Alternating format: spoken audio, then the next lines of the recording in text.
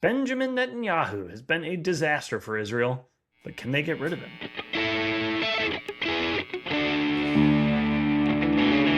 I was reading an article on the Times, with Iran war on pause, political battle resumes over Israeli democracy. And that reminded me, hey, Israel's a democracy, right? Ah yes, democracy. That great invention, which lets people get rid of their shitty leaders without having to clean blood off their pitchforks. So join me as I do a shallow swim through Israeli politics to see if they can rid themselves of Benji.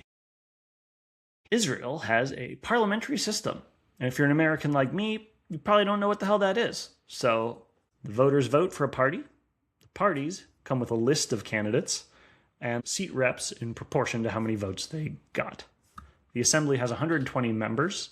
The different parties form a coalition until they can get a majority, which elects a prime minister.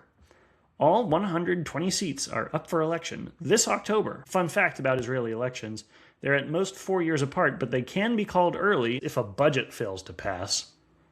And that's happened multiple times. Can you imagine if the US Congress did this?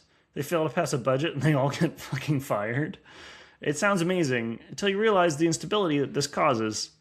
Israel held 5 elections between 2019 and 2022 because of the deadlock. All that aside, this election's scheduled for October 27th. When I say Netanyahu's a disaster, let me run down the basic list of what's so messed up in Israel right now. Number 1, the West Bank. The West Bank of the Jordan River is in the eastern part of Israel. Israeli Jews have been aggressively settling. This is a very right-wing, Jewish supremacist in many cases, movement with no interest in a two-state solution. Now, there's such a thing as the Palestinian Authority, but they haven't had an election since 2006 when Hamas won a majority. Daily life in the West Bank is dictated by Israeli security, and they don't get to vote or participate in the Israeli democracy. So that sounds like an occupation to me. What's so messed up about Israel? Number 2, all the wars since October 7th. Now, you may remember that on October 7th, 2023, Hamas attacked Israel, raping, maiming, kidnapping, and murdering over 2,000 civilians, firmly establishing themselves as the bad guys. Ever since then, Israel has been at war. In Gaza, fighting against Hamas, Israel has established themselves as also the bad guys. And this is what I would really highlight as possibly the worst harm that Netanyahu's done to Israel, turning them into the bad guys. I have a chart here that shows American sympathies in the Middle East. And you can see that over time, during Netanyahu's term, well, American sentiment has turned wildly against the Israelis. You're doing something seriously wrong when 2,000 of your civilians are murdered, raped, and kidnapped, and yet you lose international sympathy. An urban war against a tunneled-in opponent with human shields and hostages, it was always going to be bloody, but about 75,000 Palestinians have been killed. About 80% of them are civilians. But that's not even the only war. They've been at war with Hamas in Gaza, with Hezbollah in Lebanon, with the Houthis in Yemen, with Syria. I'm not even sure what they're doing there. And now, directly at war with Iran. Can't help but think that there was a better way than all this war. Reason number 3 why Israel's politics are screwed up right now is Netanyahu's corruption. The Prime Minister of Israel is currently on trial, and he has been since 2020 for corruption.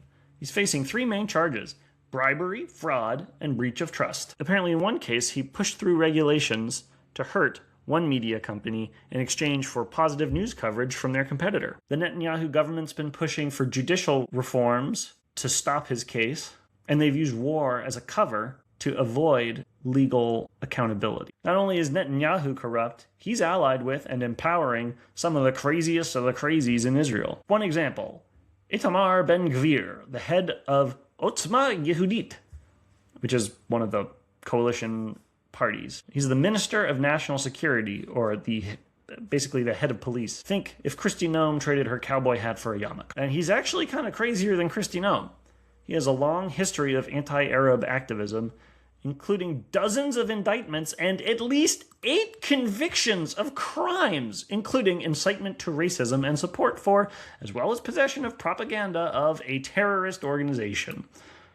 This guy's the head of police. In conclusion, these guys suck. So how do you get them out? On October 27th, Israelis get to vote. No swing states, no electoral college. You got one person, one vote. Polling and betting markets suggest this is going to be a tight race. The fact that this will be competitive at all is a huge indictment on the state of Israel's electorate right now. I can relate. But given how close this is expected to be, if you are an Israeli voter, you need to show up. We're rooting for you, Israel. Hungary ditched Viktor Orban. Maybe the US is poised to ditch the Republicans. Why not Israel? So that's been my quick dive into Israeli politics. If there are any viewers from the land of milk and honey watching, please let me know what I got wrong in the comments. Until next time, thanks for watching the InfoHazard Podcast Show.